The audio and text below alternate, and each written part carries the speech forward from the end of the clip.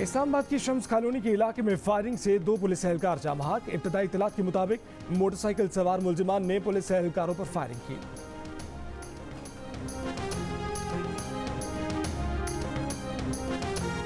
जिनसी ज्यादती का मुजरिम सजा काट कर फिर जुर्म करेगा तो जिनसी तौर पर नकारा कर दिया जाएगा। कौमी असम्बली की कायमा कमेटी ने बिल मंजूर कर लिया। कानून और इंसाफ की कायमा कमेटी में मंजूर करदा क्रिमिनल लॉ तरमीमी बिल के तहत रेप में बार बार मुलव्वस मुजरिम की केमिकल कास्ट्रेशन की जा सकेगी। कायमा कमेटी ने एंटी रेप बिल 2020 और क्रिमिनल लॉ तरमीमी बिल 2021 के साथ नैब तरमीमी बिल 2020 भी मंजूर कर लिया।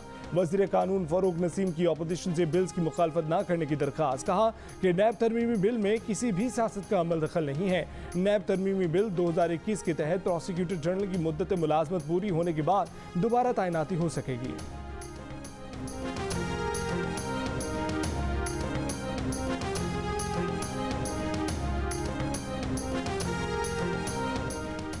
खैबर पख्तूनख्वा के स्कूलों की घंटी बज गई। कोयटा के स्कूल 2 दिन पहले खुल चुके। पंजाब में पीर 7 जून से स्कूल खुल जाएंगे। पहली से 9वीं जमात तक के तलबा 50% हाजिरी के साथ एक दिन छोड़कर स्कूल जाएंगे। सूबे की बाजारों में 6ठी से 10वीं जमात तक की किताबें कम पड़ गईं। सिंध हुकूमत का कोई ऐलान अब तक सामने नहीं आया। ताहम सिंध के बाद स्कूलों की इंतजामिया ने तालिब इल्मों को पीर से स्कूल बुला लिया।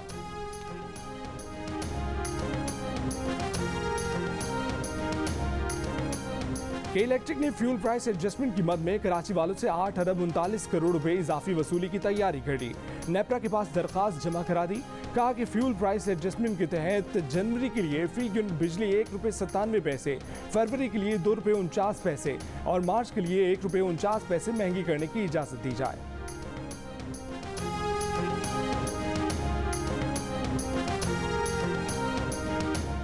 डेरा गाजी खान में डाकू के लादी और संजरानी गैंग्स के खिलाफ 8 दिन से पुलिस ऑपरेशन जारी। 10 डाकू गिरफ्तार, ठिकाने तबाह। पुलिस का कहना है कि आखिरी डाकू की गिरफ्तारी तक ऑपरेशन जारी रहेगा।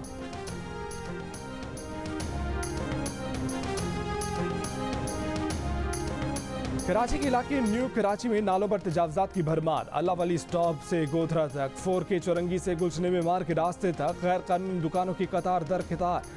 नालों की सफाई इंतजाम के लिए चैलेंज, तजावजात हटाना मुश्किल हो गया।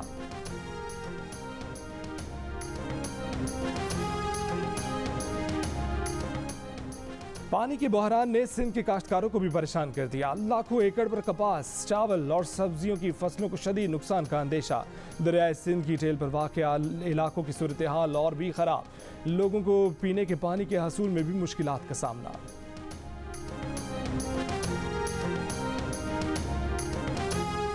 टैक्स पर टैक्स नहीं लगेगा, रेवेन्यू फिर भी डबल होगा। टैक्स का दायरा बढ़ाकर 2 बरसों में रेवेन्यू 7,000 अरब रुपए पर ले जाएंगे। वजीर खजाना शौकत तरीन का कौम से वादा।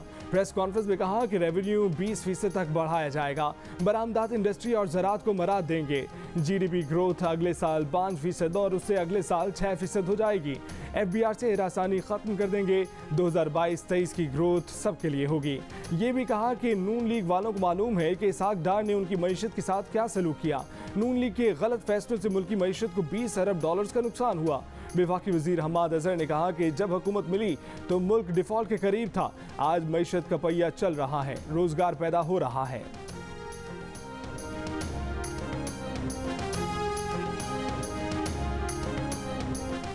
हुकूमती बजट के मुकाबले में नून लीग अपना बजट लाएगी। मुस्लिम लीग नून के सदर शहबाज शरीफ ने फैसला सुना दिया। नून लीग के बजट सेमिनार से खिताब में कहा कि 3 साल में बेरोजगारी बढ़ने से आम आदमी की जिंदगी के साथ ताल्लुक कायम रखना मुश्किल हो गया है। मौजूदा हालत हुकूमत की बदतरीन कारकर्दगी की वजह से हुई। शाहिद खाकान अब्बासी ने कहा कि मौजूदा हुकूमत ने बिजली की कीमतें 62% बढ़ा दी। सुई सर्दन और नॉर्दर्न दिवालिया हो गए। एहसन इकबाल ने कहा कि इमरान खान जैसे लोगों को लाकर मुल्क पर मुसल्लत कर दिया जाता है तो वो नुकसान करते हैं। मिफ्ता इस्माइल बोले कि PTI ने मईशत से खिलवाड़ किया, मुल्क का कर्जा 15,000 अरब रुपए बढ़ा दिया। हुकूमत महंगाई के जिन को काबू करने में नाकाम। 1 साल में चीनी औसतन 16.5 रुपए फी किलो महंगी हुई। 20 किलो आटे के थैले की कीमत 118 रुपए ऊपर चली गई। बकरे का गोश्त 104 रुपए किलो महंगा हो गया। गाय का गोश्त तकरीबन 60 रुपए किलो महंगा कर दिया गया। ब्रायलर मुर्गी की कीमत 91 रुपए बढ़ गई। घी का 2.5 किलो का डब्बा 129 रुपए का हो गया, 129 रुपए महंगा हो गया। चावल 8 रुपए, दही 14 रुपए और अंडे तकरीबन 31 रुपए फी दर्जन महंगे हो गए।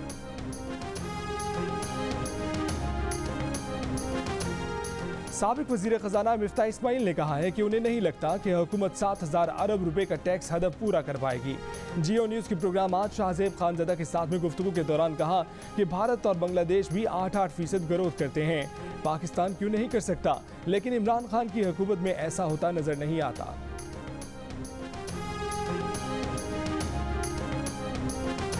खैबर पख्तूनख्वा असेंबली के इजलास में सिनेन बर्न क्राइम बिल ऐवान में पेश करने की इजाजत न मिलने पर पीपल्स पार्टी की रुकन निगहत औरकज़ई ने एजेंडे की कॉपी फाड़ दी। सैनिटाइजर की बोतल सूबाई वजीर सोशल वेलफेयर हशामुल्लाह इनामुल्लाह पर फेंक दी। पीडीएम के इत्तेहाद में दरारें डालकर किसको फायदा पहुंचा? पीडीएम से अलग होने वाले पीटीआई में ब्रैकेट हो गए, उन्हीं की सियासत कर रहे हैं, पीडीएम को निशाना बना रहे हैं।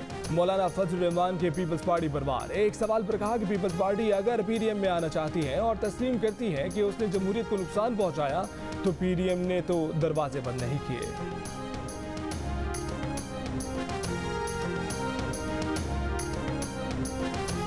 पीपल्स पार्टी के चेयरमैन बिलावल भुट्टो जरदारी एक बार फिर हुकूमत पर बरस पड़े। कहा कि पीटीआई की हुकूमत ने गंदम की रिकॉर्ड पैदावार का दावा किया, सिर्फ एक साल में आटा 28% महंगा हो गया।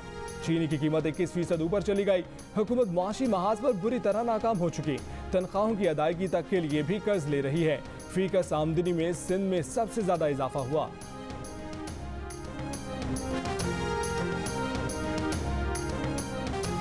रुकावटें दूर हो गईं, खदशात दम तोड़ गए। पाकिस्तान सुपर लीग का मेला अबू धाबी में फिर से सजेगा, पीसीबी ने तस्दीक कर दी। मैच 9 जून से खेले जाएंगे। पहला टाकरा लाहौर कलंदर्स और इस्लामाबाद यूनाइटेड के दरमियान पड़ेगा। मैच पाकिस्तानी वक्त के मुताबिक रात 9 बजे शुरू होंगे। फाइनल 24 जून को खेला जाएगा। जिस दिन 2 मैचेस होंगे उस रोज पहला मैच शाम 6 बजे और दूसरा रात 11 बजे शुरू होगा। इवेंट का मुकम्मल शेड्यूल जारी कर दिया गया।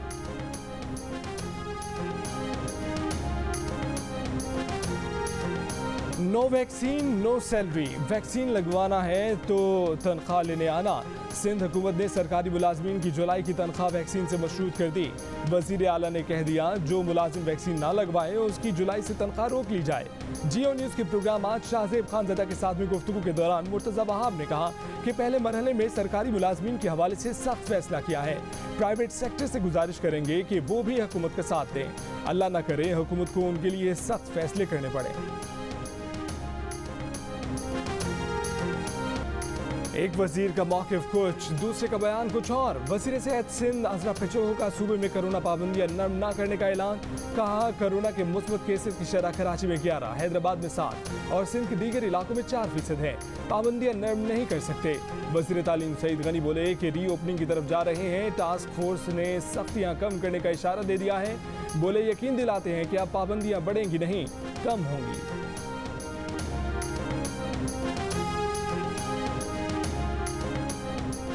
विफाकी वजीर असद उमर ने कहा है कि हुकूमत बंदिशें खत्म करना चाहते हैं कि पूरा हफ्ता कारोबार चले, लेकिन वैक्सीनेशन के बगैर ये मुमकिन नहीं है।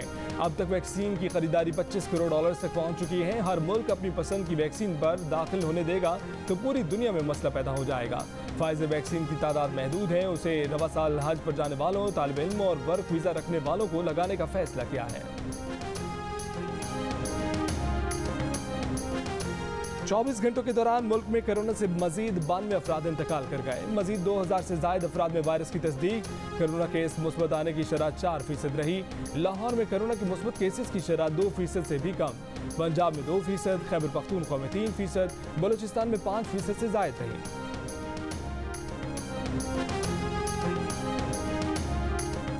कोयटा के इलाके खरोटाबाद में दस्ती बम धमाका, 3 बच्चे जाम भाग। पुलिस और एफसी ने वाक़े की तहकीकात शुरू कर दी। मुजफ्फरगढ़ में पसंद की शादी करने पर लड़की की जहर से हलाकत। कत्ल के इल्जाम में लड़की का बाप गिरफ्तार। लड़की को तशवीशनाक हालत में अस्पताल पहुंचाया गया था, जहां वो दम तोड़ गई। मरने से पहले लड़की ने बयान दिया था कि उसके घर वालों और रिश्तेदारों ने जबरदस्ती उसे जहर की गोलियां खिलाई।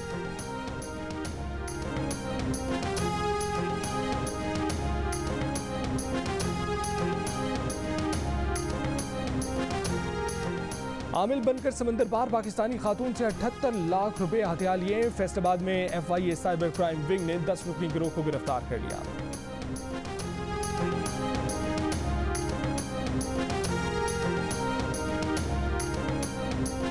नैब शहादतों और फैसलों के बगैर सजाएं चाहता है। किसी को यूं सजा देना ठीक नहीं है। नैब को हसासियत का अंदाजा होना चाहिए। नैब को कारोबारी लोगों से दीगर मुल्जिमान की निस्बत मुनफरिद रवैया रखना चाहिए। जाली रसीदों पर रिफंड हासिल करने के मुल्जिम की जमानत कबल गिरफ्तारी की दरखास्त में सुप्रीम कोर्ट के जज जस्टिस उमर अता बंदियाल के रिमार्क्स। मुल्जिम की जमानत कबल गिरफ्तारी 7 जुलाई तक मंजूर। अनीस जकरिया को 7 जुलाई तक 2.5 करोड़ रुपए जमा करवाने की मोहलत। रकम जमा ना करवाई तो जमानत का हुक्म खत्म हो जाएगा। मुल्जिम पर जाली रसीदों के जरिए 3 करोड़ रुपए का रिफंड हासिल करने का इल्जाम है।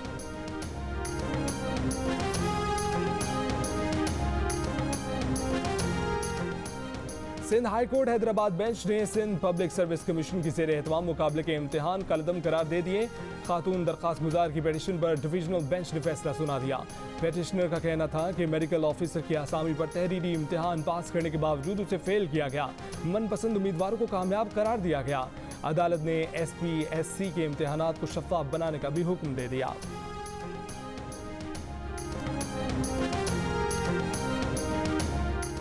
वज़ीर आज़म इमरान खान का कहना है कि ग्लोबल वार्मिंग से बचाव के लिए हर किसी को किरदार अदा करना होगा। 10 अरब दरख्त लगाने का हदफ पूरा करना है। पाकिस्तान चीन से शजरकारी की तकनीक सीख सकता है। इस्लामाबाद में ग्रीन फाइनेंसिंग स्कीम की तकरीब से खिताब में वज़ीर आज़म ने कहा कि ज़रूरी है कि शहरों में दरख्तों की तादाद में इजाफा करें।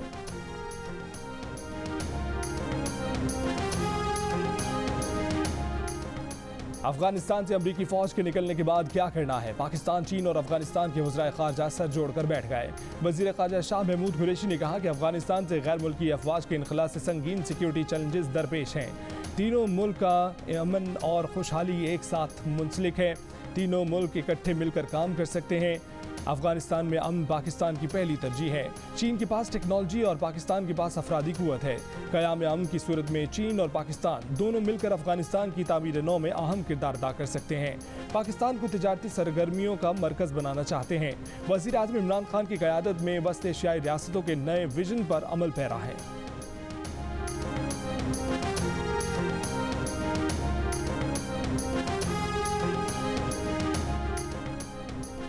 मरदमशुमारी में सिंध की आबादी को कम जाहिर किया गया। मरदमशुमारी में सिंध के तहफ़्फ़ुज़ात को दूर करना ज़रूरी है। पीपल्स पार्टी के सेनेटर रज़ा रबानी का सेनेट इजलास में इज़हार ख्याल। शहरी रहमान ने कहा कि ऑर्डिनेंस पर ऑर्डिनेंस आ रहे हैं, हम सब खुद को गैर फाल समझेंगे। खुदारा ऑर्डिनेंस फैक्ट्री को बंद करें। कायदे ऐवान वसीम शहजाद ने कहा कि ऑर्डिनेंस ऐवान में पेश होते हैं, पेश नहीं होंगे तो ख़त्म हो जाएंगे। इलेक्शन कमीशन ने बल्दियाती इंतखाबात से पहले सिंध में हदबंदियों के लिए कमेटियां कायम कर दी। नोटिफिकेशन जारी। 30 अजला में खसूसी कमेटियां कायम की गई हैं। हर जिले में हदबंदी के लिए कमेटी 3 अरकान पर मुश्तमिल है। एतराज़ात पर फैसलों के लिए 10 डिलिमिटेशन अथॉरिटीज़ भी कायम। सिंध में बल्दियाती इंतखाबात से कबल नई हदबंदियां हालिया मरदमशुमारी पर होंगी। My name is Mangu, Mangu जान मंगू द वॉशिंग मशीन। दोस्तों, वक्त आ गया है कि कोरोना वायरस के खिलाफ हम अपनी आस्तीनें चढ़ा लें। भाई कोरोना वैक्सीन जो आ गई है। वैक्सीन को हाँ, कोरोना को ना। आप भी आस्तीन चढ़ाएं, वैक्सीन लगवाएं। डोंकी किंग कोरोना वैक्सीनेशन की आगाही मुहिम चलाने मैदान में आ गया।